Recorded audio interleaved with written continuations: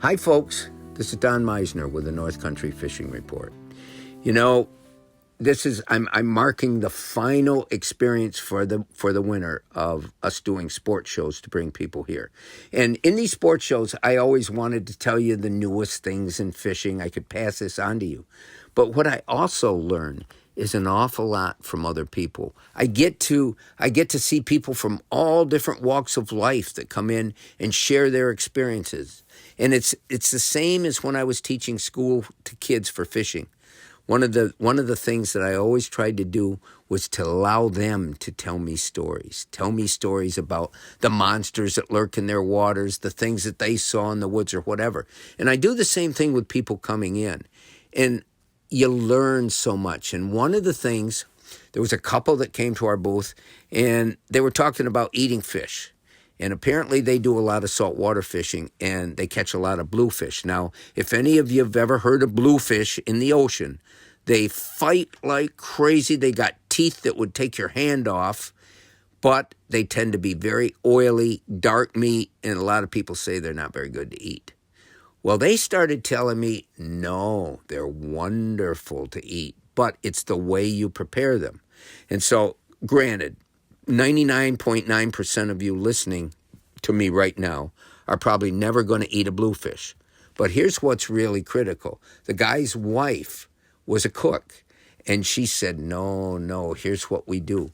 You soak the bluefish fillet in milk, cold in the refrigerator, cold overnight, and that milk will draw out all the oils and things that make that fish taste fishy, taste bad, and it will become delectable. Well, I don't know how delectable it becomes, but this is something you really should be aware of. I don't care what type of fish that we catch.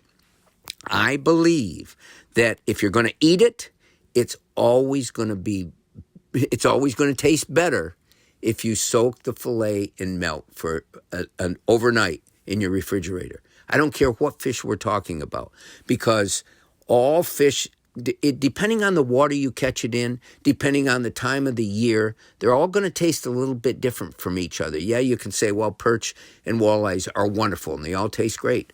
But every fish is going to taste like the water it comes out of. It's going to absorb some of those odors. If you catch a fish that stays in weeds a lot, it will have a weedy taste. That's why largemouth bass don't taste near as well as some other fish.